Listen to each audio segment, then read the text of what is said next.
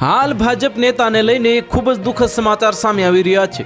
ગુજરાતમાંથી ઘણીવાર આપઘાતના સમાચાર સામે આવે છે, ત્યારે હાલમાં જ સુરતથી આપઘાતના એક ચોંકાવનારા સમાચાર સામે આવે છે। અલથાણામાં વોર્ડ નંબર 30ના ભાજપ મહિલા મોરચાના પ્રમુખ 34 વર્ષીય દીપિકાબેન પટેલ અને પોતાના જ ઘરમાં ગળે ફાંસો ખાઈને આપઘાત કરી લીધો છે।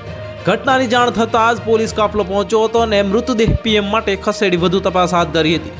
જો કે મૃતકના પરિવારજનોએ હત્યાની આશંકા વ્યક્ત કરી છે, જેને લઈને ફોરેન્સિક પોસ્ટમોર્ટમની માંગ કરવામાં આવી છે અને દીપિકાબેનના આપઘાતનું કારણ હજુ સુધી સામે આવ્યું નથી। પોલીસે નોંધેલ નિવેદન અનુસાર ભાજપના કોર્પોરેટર ચિરાગ સોલંકીએ જ રૂમનો દરવાજો ખોલી દીપિકાને નીચે ઉતારી અને ત્યારબાદ દુપટ્ટો કબાટમાં મૂકી દીધો અને પરિવાર તટસ્થ તપાસની માંગ કરી રહ્યો છે અને આ સાથે જ દીપિકા આપઘાત કરી લે એટલી નબળી ન હોવાનું પણ જણાવી રહ્યા છે।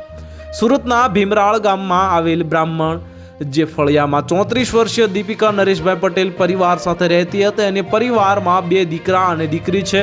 દીપિકા ભાજપમાં સતત સક્રિય રહેતી હતી અને વોર્ડ નંબર 30ના મહિલા મોરચાના પ્રમુખ તરીકે હાલ ભાજપ સાથે જોડાયેલી હતી।